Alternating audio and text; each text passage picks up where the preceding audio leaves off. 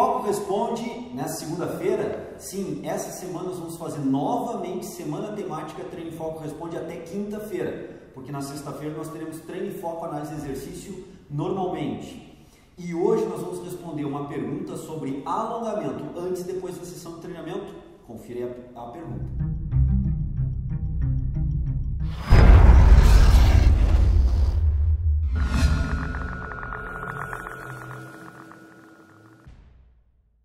Bom pessoal, o Thales Kevin nos escreveu perguntando se era interessante fazer, confirmando na verdade algumas argumentações, alguns pensamentos do Thales.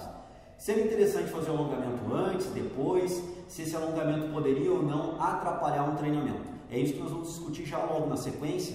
Só que antes eu quero deixar bem claro para vocês que essa semana a gente vai fazer Treino em Foco Responde, porque a gente tem uma quantidade enorme de perguntas que a gente está respondendo e tentando atualizar todas. É impossível responder a todos, vocês já sabem disso, a gente já gravou, já falou, mas a gente está tentando responder ao máximo de pessoas possíveis, aglutinando as perguntas e trazendo aqui para o Treino em Foco Responde, como é o caso de hoje. Tem outras perguntas similares à pergunta do Kelvin e a gente está colocando, do Thales, e colocando hoje no Treino em Foco Responde. Então, essa semana, de segunda a quinta, a gente vai colocar perguntas no ar e respondendo. Um outro detalhe. Como a gente está tendo muitas perguntas, nós temos aí 4, 5 canais de mídias com vocês, nós temos 2 canais no YouTube, nós temos o site, nós temos 2 perfis meus no Treino em Foco, no Facebook, nós temos a página do Treino em Foco no Facebook, nós temos o perfil do Jefferson, temos o perfil do Ricardo. É muita pergunta dissipada nos canais de mídia do Treino em Foco. O que nós resolvemos fazer? Nós vamos concentrar o nosso foco para responder perguntas. Vai ser nos meus perfis, nos 2 perfis do Face, vai ser no perfil do Ricardo e as perguntas feitas diretamente do site.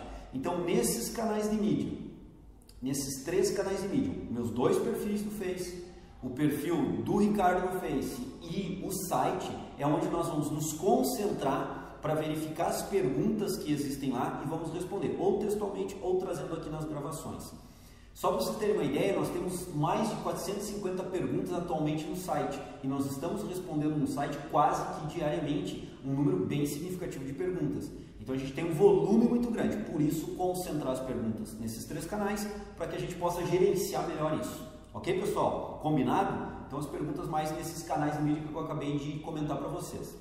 Bom, voltando aí para a colocação do Thales, ele colocou perguntando: João, confirma se esse é meu pensamento. Eu já escrevi, já coloquei, já respondi ao Thales antes mesmo de vir gravar aqui, que sim, que as colocações e as ideias dele são bem interessantes e estão corretas. E eu resolvi trazer porque outros seguidores do Treino em Foco também têm uma dúvida similar ou paralela. Qual é a dúvida? Quando fazer o alongamento e se haveria necessidade de fazer um alongamento antes do treino? Se seria necessário fazermos um alongamento pós-treino e em que situação esse alongamento poderia ser maléfico à programação do treino de força. O Treino em Foco tem uma série de mais de 10 postagens, 10 vídeos sobre alongamentos e flexionamento. Vou pedir para o Ricardo colocar em link aqui para que vocês possam clicar no link e nesse hiperlink ser diretamente direcionado às páginas onde nós temos essas mais de 10 vídeos gravados sobre diferentes tipos de alongamento, para que vocês possam ter também algumas informações adicionais e ideias de exercício de alongamento para diferentes grupos musculares. Mas comentando sobre a temática de hoje, vejam bem, um alongamento pré-treino, um alongamento leve, bem leve, ele não teria grandes prejuízos para o treinamento. O que nós temos aí mostrando que gera realmente prejuízo para o desempenho de força, no treinamento que viria depois e no desempenho de força desse treinamento, é um trabalho de flexionamento, é um trabalho mais intenso do alongamento que eu particularmente, alguns pesquisadores chamam de flexionamento, onde nós estiramos a fibra dentro de um processo de alongamento ou flexionamento, nós temos um estiramento da fibra mais significativo, nós passamos um pouco do limiar de dor, a pessoa começa a sentir dor nesses exercícios de alongamento, que nós consideramos e mudamos a terminologia, diria que adequamos a terminologia para flexionamento. Esse trabalho, independente do exercício que você execute, pré-treinamento, mas que tem uma extensibilidade, um estiramento da fibra mais significativo, já existem alguns trabalhos mostrando que isso interfere na produção de força futura, que há uma diminuição, uma corrosão do potencial de produção de força. Então, se você fizer um alongamento bem leve antes do treino, a princípio não teria tanto problema. Agora, independentemente do exercício, Se esse alongamento interagir com um limiar de dor e começar a ter uma sensação de dor nesse alongamento, você está estirando a fibra já no nível mais intenso. Nesse nível mais intenso, nós temos sim aí um prejuízo do futuro treinamento ou do treinamento da sessão de treino que vem na sequência. Então seria contraindicado um trabalho de alongamento forte ou flexionamento pré-treino. Um alongamento pós-treino, ele tem por objetivo relaxar a musculatura. E aí passa a ser interessante fazer alongamentos no pós-treino, com o intuito, com o interesse de relaxamento da musculatura, tentando propiciar uma condição no pós-treino mais adequada para a recuperação do tecido muscular, que foi exaustivamente desgastado no treinamento.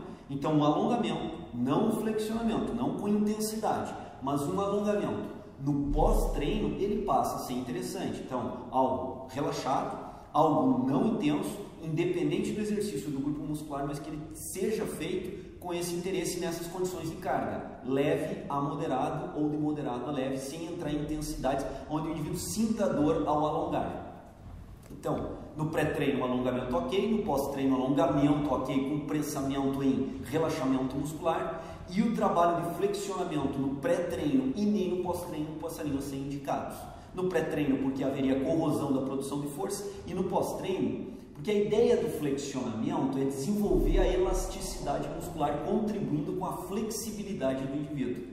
Para que nós façamos esse desenvolvimento da elasticidade do músculo, obrigatoriamente nós teremos que entrar com cargas de estiramento da fibra muscular mais intensas. O indivíduo entra no limiar de dor, ele começa a sentir dor naqueles exercícios de flexionamento, e esse trabalho, depois de um treinamento que tenha ocorrido, por exemplo, um pump, uma hipertrofia transitória do treinamento, passa a não ser muito indicado, e nem é o momento onde a fibra muscular está mais adequadamente, fisiologicamente falando, para se fazer um trabalho de estiramento da fibra. Então o flexionamento também no pós-treino, ele passa a ser inócuo e com um certo risco lesivo, porque o músculo está com um certo grau de contração muscular, com o pump do treinamento, com um certo grau de contração muscular, com um certo grau de tensão muscular que foi produzido no treino, o músculo está inchado pela retenção hídrica e sanguínea local, e aí se nós aplicarmos sobre o músculo nessas condições um trabalho de elasticidade forte, pode não ser benéfico e não vai produzir a ideia de ganho de elasticidade muscular, que é o objetivo que nós fazemos no trabalho de flexionamento.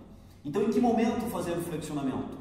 O melhor momento seria uma sessão à parte à sessão de treinamento, uma sessão separada, na qual antes dessa sessão de flexionamento eu faça um aquecimento corporal. Eu uso uma bike, eu uso uma esteira, eu uso uma caminhada, eu uso uma corrida, mas alguma atividade motora que me leve a elevar a temperatura corporal e, consequentemente, a temperatura muscular, sem ter feito exercícios previamente. O músculo está íntegro, está em condições normais de funcionamento, sem um desgaste de treinamento anterior. Esse músculo está com uma temperatura elevada devido ao aquecimento que foi feito antes, elevando a temperatura corporal e a muscular. E com essas condições fisiológicas, o trabalho de extensibilidade da fibra, produzido pelo treinamento de flexibilidade, passa a ser bastante produtivo. Tem que se aquecer anteriormente para se ter uma maior produtividade e rendimento do treinamento de flexibilidade. Então, aproveitando a pergunta do Thales e o questionamento de vários outros seguidores, nós colocamos hoje essa ideia. Primeiro, entender bem essas intensidades do alongamento, que quando a intensidade é mais elevada de estiramento da fibra, nós chamamos de flexionamento. Entender também que o alongamento pode ser produzido antes e depois do treinamento, mas depois do treinamento com o intuito de relaxar. Antes do treinamento pode não ser tão produtivo ou pode ser inócuo, mas ele pode, a um certo momento, ser executado.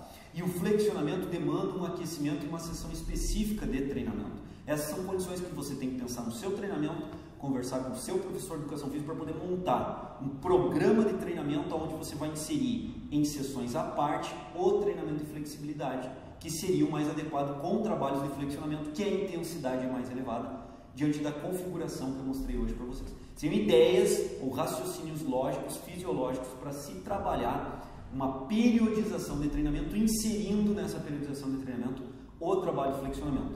Para fechar a postagem de hoje, o mais adequado de alongamento pré-treino é executar esse alongamento no próprio exercício. Por exemplo, se eu vou fazer um exercício de supino como o primeiro exercício da sessão, uma quilagem bem mais baixa, controlando adequadamente o movimento, angulando a fase excêntrica, fazendo com que a barra toque o tórax, eu estou fazendo já um alongamento deltoide anterior e peitoral maior junto com peitoral menor nesse movimento, e esse movimento gera uma extensibilidade muscular dinâmica, já que eu estou fazendo fase excêntrica no supino, fase concêntrica, excêntrico, concêntrico. Então, fazendo um aquecimento específico no aparelho, naquele exercício que eu vou executar, eu já produzo naquele aparelho, naquele exercício, um grau de extensibilidade da fibra necessário para o ângulo de treinamento real, de uma forma dinâmica, de uma forma mais específica. Esse seria o melhor alongamento a ser executado antes de um treino de TRP, seja um treino para potência, para hipertrofia, para resistência, seja a qualidade ou a valência física ou a valência biomotora que você venha treinar. O treinamento específico já produz aquele alongamento, mas lembre, movimento conduzido, com calma, quilagem bem mais baixa da de treino, você está fazendo 5, 6 repetições de aquecimento. 1, 2 séries é o que se coloca hoje com aquecimento específico mais adequado para o trabalho TRP. Fica aí então a mensagem do Treino em Foco. Muito obrigado pelos seguidores mandando lá as mensagens de agradecimento pela minha passagem de aniversário, eu agradeço a todos. Também elogiando o Treino em Foco, eu em nome de toda a equipe do Treino em Foco também agradeço os elogios do nosso trabalho, a gente procura fazer o melhor possível. E aqueles seguidores que colocam como poderiam ajudar o Treino em Foco, é divulgando o nosso material, divulgando os nossos vídeos para os seus amigos, para os seus parentes, fazendo essa população Treino em Foco, essa equipe Treino em Foco crescer cada vez mais em termos de seguidores. Então a gente aguarda vocês amanhã, terça-feira, em mais um Treino em Foco Responde. Um grande abraço, muito obrigado aí pelos elogios. Um grande abraço, até amanhã. A questão de termos um desenvolvimento corporal adequado para um corpo perfeito, também nós podemos questionar o que seria um corpo perfeito nessas condições. Mas como ele colocou na citação, nós interpretamos como um corpo musculoso, forte e bem definido, como o Felipe Franco. Então, nessas condições, nós temos que imaginar que sim, treinamento por um bom período de tempo, e aí podemos raciocinar até com anos de treinamento, bem executado, bem feito, com a carga adequada de treinamento, mais uma nutrição também bem feita, bem regulada,